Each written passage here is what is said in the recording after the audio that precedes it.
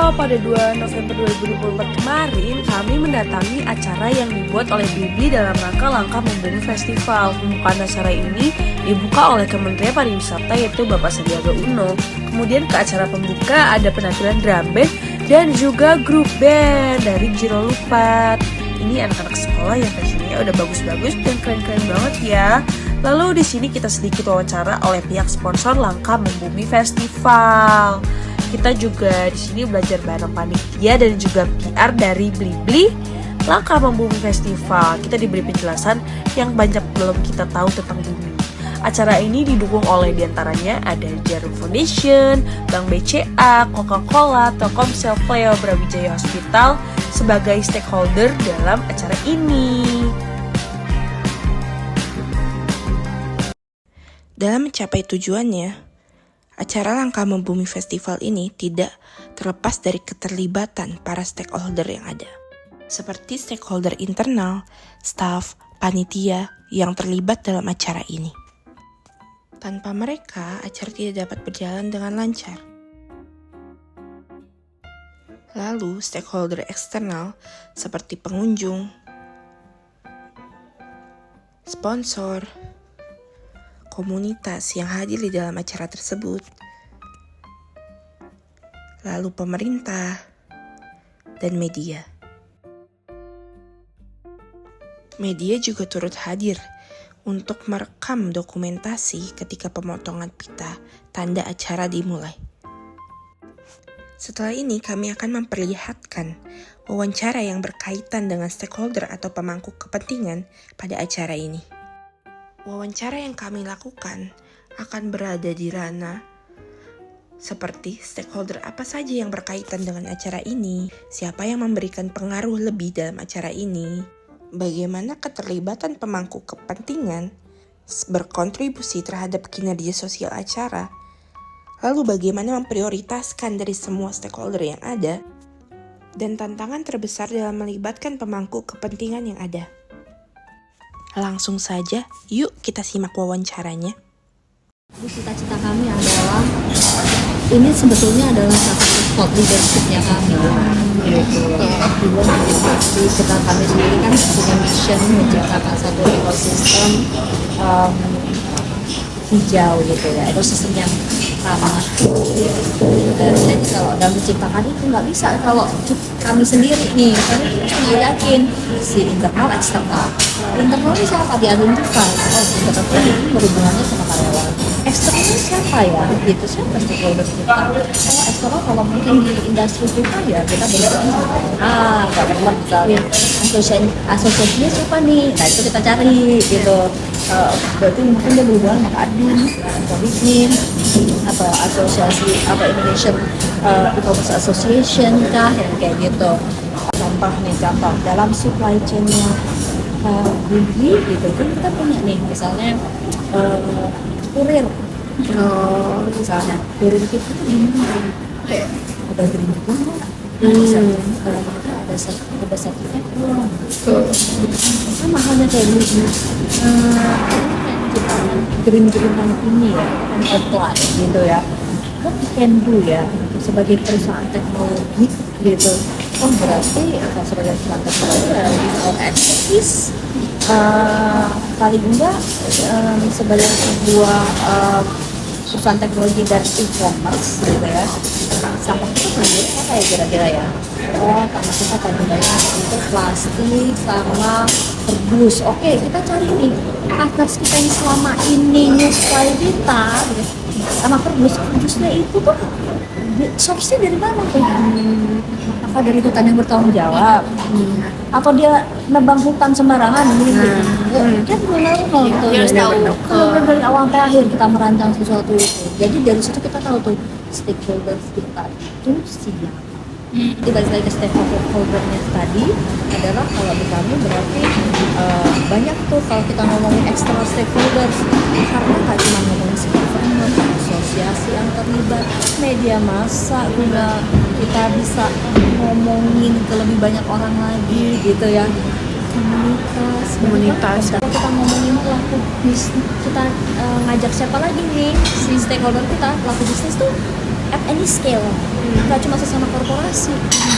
Kalau sama korporasi ya udah itu kan ya di business as usual, tapi yang benar-benar bisa menggerakkan perekonomian secara fundamental itu adalah pada saat korporasi ketemu sama misalnya nih, kamu pasti udah terbiasa dengar UMKM. Iya, UMKM. Kita juga ada tugas ya. Iya. Ecopreneur, socialpreneur. Oh, Ecopreneur iya. ini yang berdampak pada environment, tapi actually mereka juga memberikan dampak sosial kan Berarti kepada memberikan- pengrajin. Berarti memberikan dampak secara langsung ya. Iya. Nah, Nyata dan langsung. iya, jadi S&G itu mereka akan selalu bersinggungan. Tinggal mana di industri kamu itu yang paling penting. Oh iya. Contoh, Blibli itu kan perusahaan digital. Perusahaan digital itu berarti yang paling krusial apa? Apa? Teknologi. Media. Iya. Terus eh, aman atau enggak? oh, privacy. Yes. Oh, Di tataran itu berarti di bisnis kami yang paling penting adalah apa? Cyber gitu.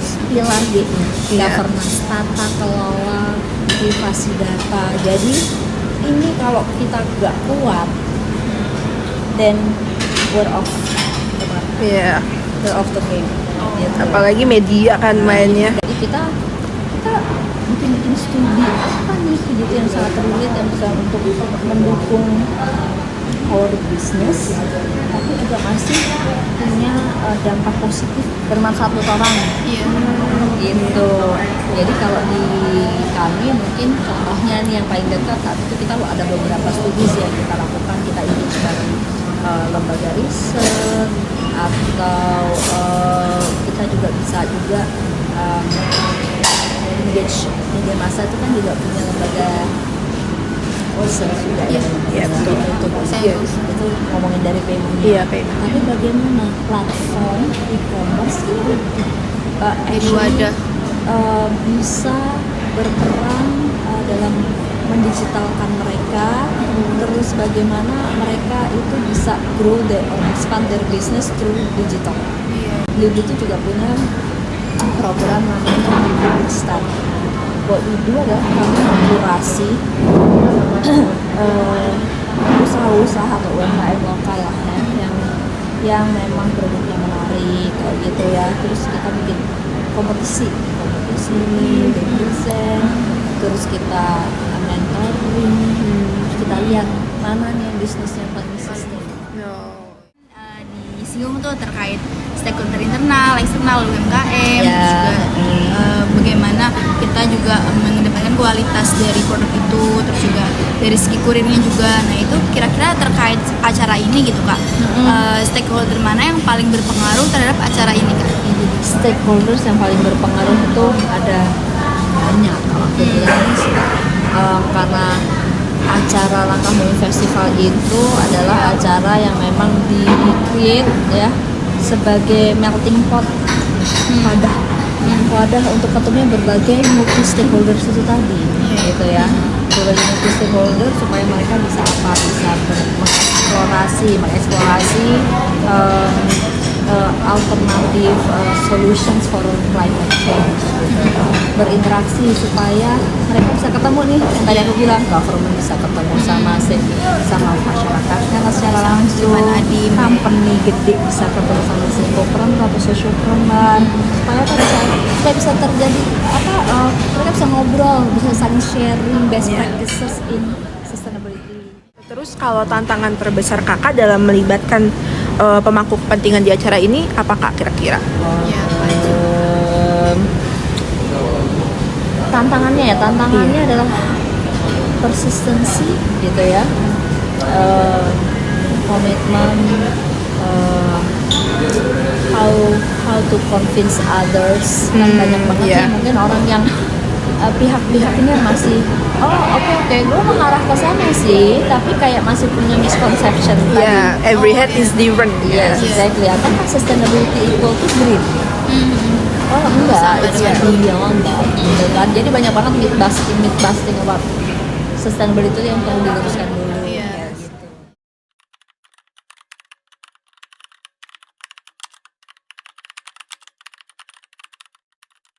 Hubungannya acara ini dengan brand kakak gitu. Ya.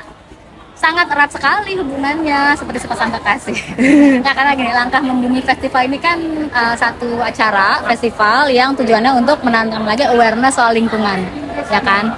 Dan ini match banget dengan visi, misi, dan kegiatan dari Veritas Edukasi Lingkungan. Karena kami punya fokus di edukasi, gitu, untuk mencegah produksi sampah lebih banyak lagi. Aku sih berharap makin banyak lagi teman-teman, terutama dari generasi kalian yang muda-muda ini, yang lebih aware lagi tentang lingkungan, khususnya sampah. Gitu. Pada workshop Understanding Climate Change, di sana kami memahami bahwa perubahan iklim, suhu dan cuaca sebagian besar disebabkan oleh aktivitas manusia, seperti penggunaan bahan bakar fosil yang menghasilkan gas rumah kaca dan memicu pemanasan global, serta berdampak pada permukaan laut, cuaca ekstrim, dan gangguan ekosistem, sehingga sudah seharusnya kita aware pada isu-isu perubahan iklim pada saat ini.